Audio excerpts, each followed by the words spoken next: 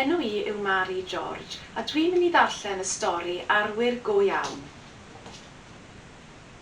Rhai arwyr sydd mewn clogin yn hedfan dros y byd, yn chwilio am rywantur a helpu pawb o hyd. Mae ganddynt nerth a llygaid cryf a phartner dewr a chraff. Ond faint yn wir o'r arwyr hyn sy'n dy gadw di yn saff?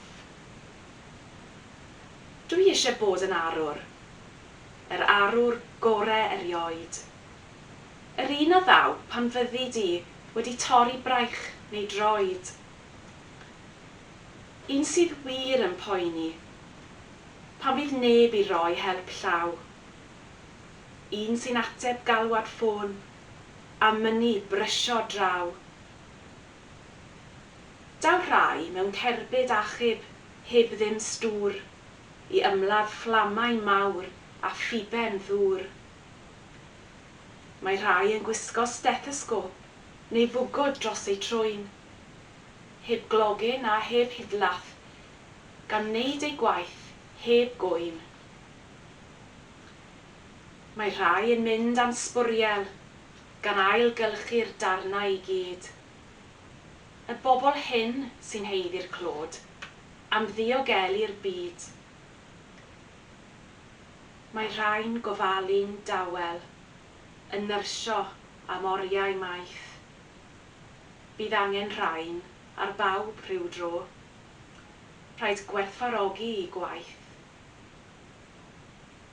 Trwy stormydd mawr a salwch, pan fyddwn I dan straen, mae arwyr mawr y byd go iawn yn gorfod cario ymlaen.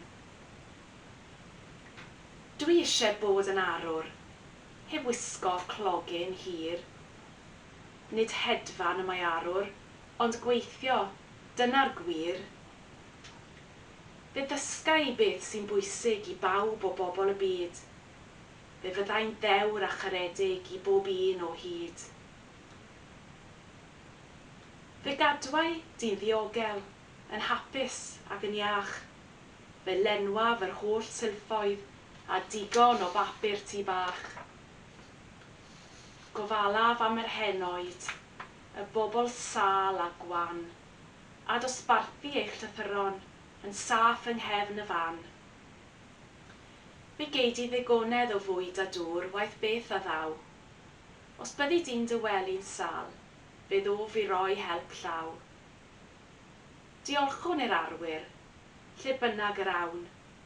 Bydd y byd yn lle gwell tra bydd arwyr go iawn.